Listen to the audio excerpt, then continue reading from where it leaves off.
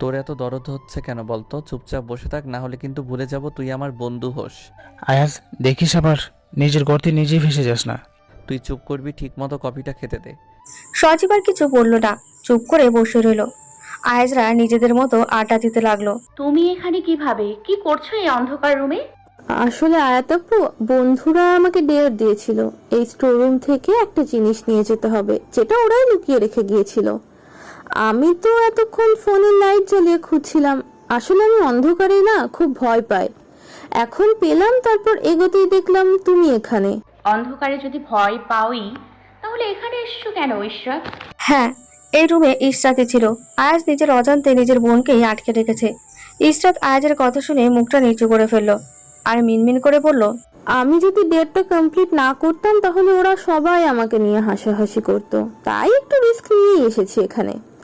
অবশ্য ওরা সবাই জানে আমি অন্ধকারে ভয় পাই, তাই তো এমন একটা ডেয়ার দিয়েছে। আমিও একটা গাধি যে ট্রুথ ছেড়ে ডেয়ার নিতে গেছি। ও আচ্ছা। কিন্তু আয়াতাপু, তুমি এখানে কি করছো? মনে তো হচ্ছিল বাইরে থেকে কেউ দরজাটা আটকে দিয়েছে। কণ্ঠস্বরটা পরিষ্কারভাবে শুনতে পাইনি যদিও, আমি আর একটু ভেতরে ছিলাম তো তাই। আমার উপর শোধ নেয়ার জন্য আমাকে এখানে আটকে দিয়ে গেছে আর বলেছে 3 ঘন্টার আগে খুলবে না। কে আটকেছে? বলো তো কে হতে পারে? ভাইয়া? সিরিয়াসলি? ভাইয়া তোমাকে এখানে আটকে রেখেছে? হুম তোমার ভাইয়ার সাথে তার বাদরের দল, আর বাহির থেকে তালাও মেরে গেছে। তুমি দাঁড়িয়ে আছো কেন? বসো এখানে। তুমি রোজা আপুকে ফোন করে বলো না আমরা এখানে আটকে গেছি। আসলে অন্ধকারে না আমি খুব ভয় পাই। রোজা অসুস্থ তাই বাড়ি পাঠিয়ে দিয়েছি। তুমি অহনাকে একটা কল করো, না হলে তোমার ভাইয়াকে। ঠিক বলেছো। বলে ইশরাত অহনাকে ফোন দিল, কিন্তু অহনার ফোন বিজি ছিল। আবার ট্রাই করলো, এখনো বিজি বলছে। ইশরাত এবার আয়াজের ফোনে করলো, আর তখনই ওর ফোন বন্ধ হয়ে গেল। ফোনের চার্জ শেষ হয়ে গেছে। এতক্ষণ ওর ফোনের লাইটের আলোতে স্টোর রুম একটু আলোকিত ছিল। ওর ফোন বন্ধ হওয়াতে পুরো রুম অন্ধকার হয়ে গেল। ইশরাতের অন্ধকারে ফোবিয়া আছে। ও রাতে ঘুমাতে গেলেও লাইট অন করে ঘুমায়। ইশরাতের হাত পা কাঁপতে লাগলো। অন্ধকার হয় ও তুতলিয়ে তুতলিয়ে আয়াতকে বলল, আয়াতপু, রুমটা তো অন্ধকার হয়ে গেল। এখন এখন আমরা কি করব? রিল্যাক্স ইশরাত, কিছু হবে না। আমি আছি তো তোমার সাথে। তুমি এখানে একা নও, আমার ফোন তো আছে। তুমি ডিপ ব্রিথ নাও। বলে আয়াত ওর ফোন বের করতে নিল, কিন্তু ওর ব্যাগে ওর ফোনটা পেল না। ওর মনে পড়লো আফিয়া ওর ব্যাগে হাত দিয়ে কথা বলছিল, কিন্তু কখন ওর ফোনটা নিয়ে গেছে ও খেয়ালই করতে পারেনি। ও বলল, ও শিট, আমার ফোনটা তো আফিয়া নিয়ে গেছে। আয়াতপু, এখন আমরা কি করব? এখানে তো খুব অন্ধকার, আমার হাত পা কাঁপছে। আয়াতপু, তুমি প্লিজ কিছু একটা করো, আমার এই অন্ধকার সহ্য হচ্ছে না। ইশরাত রিল্যাক্স, আমি ব্যবস্থা করছি। ইশরাত হাইপার হয়ে গেছে। ও একটু উত্তেজিত হয়ে বলল, কি ব্যবস্থা করবে তুমি বলো? তোমার ফোনটাও তো নেই। আয়াতের মনে পড়লো সকালের ঘটনা। ওর কাছে তো ল্যাপটপ আছে, তাই ও ইশরাতকে ছেড়ে অন্ধকারে ওর ব্যাগ খুঁজতে নিল। তখন ইশরাত বলল, আয়াতপু, আমাকে ছেড়ে দিলে কেন? 1 মিনিট ইশরাত, আর একটু সহ্য করো, হয়ে গেছে 1 মিনিট। আয়াত ওর ব্যাগটা পেয়ে গেছে। ও তাড়াতাড়ি অন্ধকারে ওর ব্যাগ খুলে ল্যাপটপ বের করে সেটা অন করলো। তারপর ও দৌড়ে ইশরাতের কাছে গেল। ইশরাত অনেকটা ঘাবড়ে গেছে। তা দেখে আয়াত বলল, ইশরাত, এভরিথিং ইজ ফাইন। এই দেখো আলো এসে গেছে, নিজেকে সহজ করো এখন। বড় বড় শ্বাস নাও। আয়াতের কথা মতো ইশরাত বড় বড় শ্বাস নিল। কিছুক্ষণ পর ও শান্ত হলো। শান্ত হয়ে বলল, থ্যাংক ইউ আয়াতপু। আজ যদি তুমি না থাকতে তাহলে আজ আমি এখানেই মরে যেতাম। আমি না থাকলে এসব কিছুই হতো না। আমার জন্যই তুমি এখানে আটকে গেছো। এখানে তোমার তো কোনো দোষ নেই, তোমাকে তো ভাইয়া আটকে রেখেছে। আচ্ছা, তোমার কাছে এই ল্যাপটপটা এলো কোথা থেকে? না আসলে আয়াত বুঝতে পারলো ইশরাত কি বলতে চাইছে। তাই ইশরাত যাতে সন্দেহ না করে সেই জন্য বলল, আমি বুঝতে পেরেছি। আমি আসলে একটা কোম্পানিতে পার্ট টাইম জব করি। আজকে একটু বেশি কাজ ছিল, আর এখান থেকেই অফিসে যেতে হবে, তাই ল্যাপটপটা আমার সাথেই নিয়ে এসেছি। ও আচ্ছা। আয়াতপু, তোমার অন্ধকারে ভয় করে না? না, অন্ধকার আমি ভয় পাই না, বরং অন্ধকার আমার ভালো লাগে। ও আচ্ছা, সেই জন্যই তুমি আমাকে শান্ত করতে পারলে। নইলে দুজনেই যদি প্যানিক করতাম তাহলে দুজনেই এতক্ষণে বেহুশ হয়ে পড়ে থাকতাম। ইশরাতের কথা শুনে আয়াত হেসে ফেলল আর বলল, সেটা ঠিক বলেছো। আচ্ছা, তোমাকে তো ভাইয়া এখানে আটকে রেখেছে, তাহলে তোমার অফিসে লেট হবে না? তা তো হবেই। আমি এখন আমার বসকে মেসেজ পাঠিয়ে দিচ্ছি এই ল্যাপটপটা থেকে। তুমি কি মুভি দেখবে? এমনিতেও আমার একটু কাজ আছে, সেটা আমি করতাম, আর তুমি মুভি দেখতে অন্ধকারে বসে বসে আর কি করবে? কথাটা দারুণ বলেছো, কিন্তু তুমি মুভি দেখবে না? আমি মুভি দেখি না, তুমি দেখো। আমার কিছু অফিসের কাজ আছে, আমি সেই কাজ করি। আচ্ছা। কি তুমি দেখবে বলো? Frozen. Frozen? Like seriously? Ishrat, তুমি এখন বড় হয়েছো, তুমি এখন এটা দেখবে? Cartoon series? আমার ফ্রোজেন খুব ভালো লাগে, আর আমি মোটেও বড় হইনি। আচ্ছা ওরে আমার পিচ্ছিটা, নাও ছেড়ে দিলাম, দেখো আর আমি কাজ করি। থ্যাংক ইউ আয়াত আপু। ওয়েলকাম। আয়াত ল্যাপটপের এক সাইডে মুভি ছেড়ে দিয়ে কাজ করতে লাগলো। ইসরাত মুভি দেখতে লাগলো। আয়াতের অবশ্য ভালোই হয়েছে, এমনিতেও কাজটা করা খুব ইম্পর্টেন্ট ছিল, ও এখন সেটা করতে পারবে। আর আয়াত যে কাজ করবে, ইসরাত যদি চেয়েও থাকে ওর কাজের দিকে, তবু ও কিছু বুঝতে পারবে না। এদিকে অহনা আর বন্ধুরা মিলে ইসরাতকে খুঁজছে, কিন্তু পাচ্ছে না। অহনা ওর বাবার সাথে কথা বলছিল, তখন ইসরাত ওকে কল করছিল, তাই কথা বলতে পারেনি। পরে কল করলে ওর ফোন বন্ধ পায়। তখন অহনা টেনশন হতে থাকে। ও ওর বন্ধুদের জানায়। ওরা দৌড়ে স্টোর রুমে যায়, কিন্তু গিয়ে তালা দেখতে পায়। তালা দেখে ওরা সেখান থেকে চলে আসে, কারণ ওরা যখন স্টোর রুমে জিনিসটা লুকিয়ে রাখতে এসেছিল তখন এটা খোলাই ছিল। এখন যেহেতু তালা মারা, নিশ্চয়ই দপ্তরের ভেতরে ভালোভাবে দেখে তালা মেরেছে, তাই ওরা কেউ কোনো কথা না বলে চলে গেল। ওরা যদি ডাকতো তাহলে হয়তো ইসরাতদের পেয়ে যেত। এদিকে ওকে সবাই ফোন দিয়ে যাচ্ছে, কিন্তু বারবার ফোনটা বন্ধ বলছে। ওরা এদিক ওদিক ইসরাতকে খুঁজতে থাকে, কিন্তু পায় না। তাই অহনা বাধ্য হয়ে আয়াতদের জানায় যে ইসরাতকে পাওয়া যাচ্ছে না, কিন্তু এটা বলে না যে ওরা ট্রুথ ডেয়ার খেলছিল, তখন ইসরাতকে স্টোর রুমে পাঠিয়েছিল। অবশ্য অহনা খেলছিল না, শুধু দেখছিল। আয়াত তো বোনের নিখোঁজ হওয়ার খবর পেয়ে দিশেহারা হয়ে পড়ল। ও ভার্সিটির সব জায়গাতেই খুঁজছিল। মুহূর্তে ইসরাত নিখোঁজ হওয়ার ঘটনাটা ছড়িয়ে গেল। এমনিতে ভার্সিটি থেকে মেয়ে গায়েব হচ্ছে এটা সবাই জানে। আয়াত সহ সকলে ভাবলো আর সব মেয়েদের মতোই ওকেও কেউ নিয়ে গেছে। প্রায় 2 ঘন্টা হতে চলো, ইসরাতের কোনো খোঁজ পাওয়া যাচ্ছে না।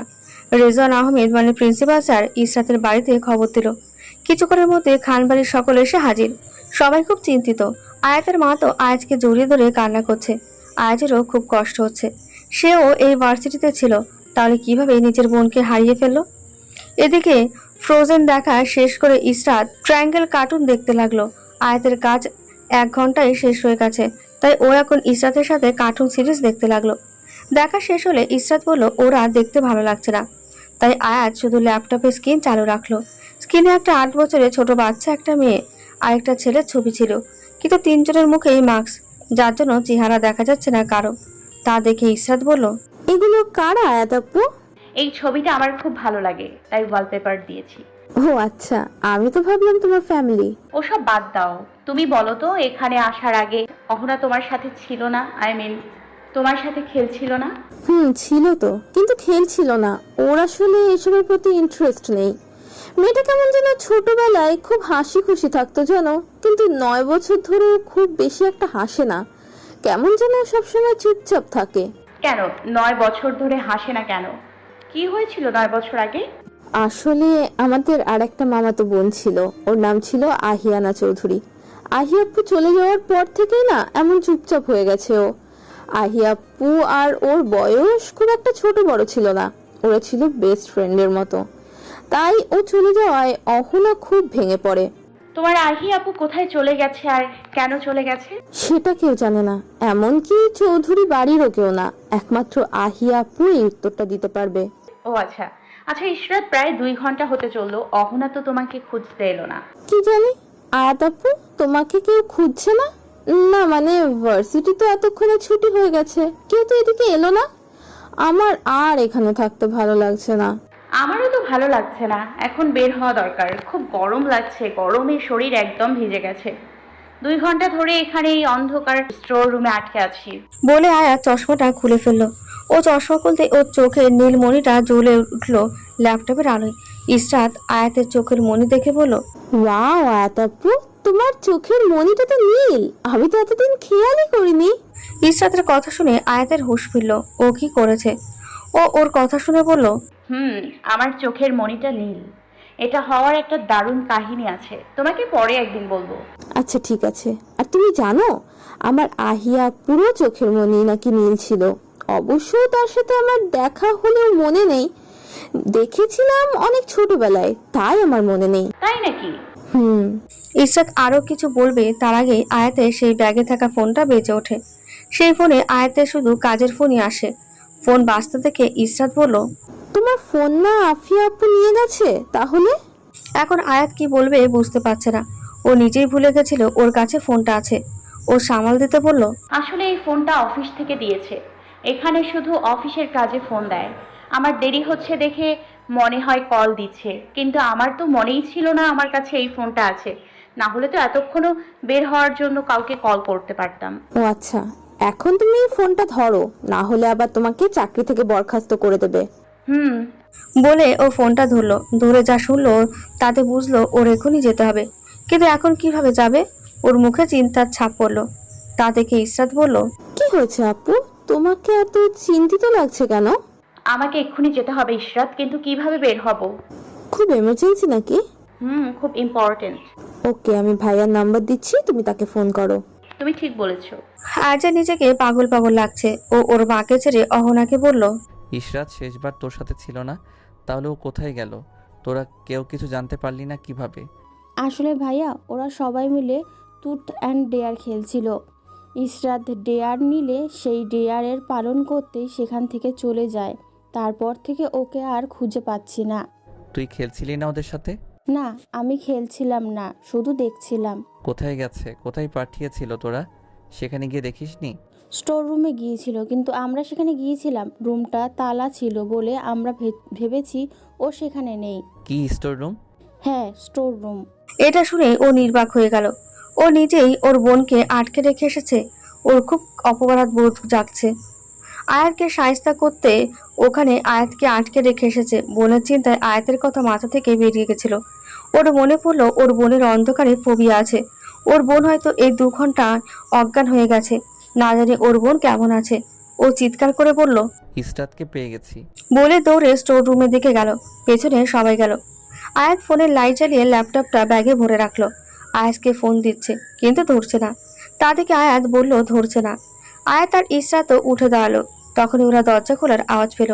তখনই আয়াতের ফোনে আবার ফোন আসলো। ও ফোন কানে নিয়ে দরজা খোলা পেয়ে বেরিয়ে আসলো। ওর শরীর ঘামে চুপচুপে হয়ে গেছে। ওর কানে ফোন নিয়ে বলল, আমি আসছি, 20 মিনিট টাইম লাগবে। সবাই অবাক হয়ে আয়াতের দিকে তাকালো। সব থেকে বেশি অবাক আয়াসরা। ওর ফোন তো ওরা নিয়ে গেছিল, তবে ওর ফোন কি করে এলো? ও ওই কথাটা বলেই ফোন রেখে দিল। তখন ইশরাত আয়াতের পেছন থেকে বেরিয়ে এলো। আয়াত ইশরাতকে জড়িয়ে ধরতে গেলে ইশরাত হাত দিয়ে থামিয়ে দিল।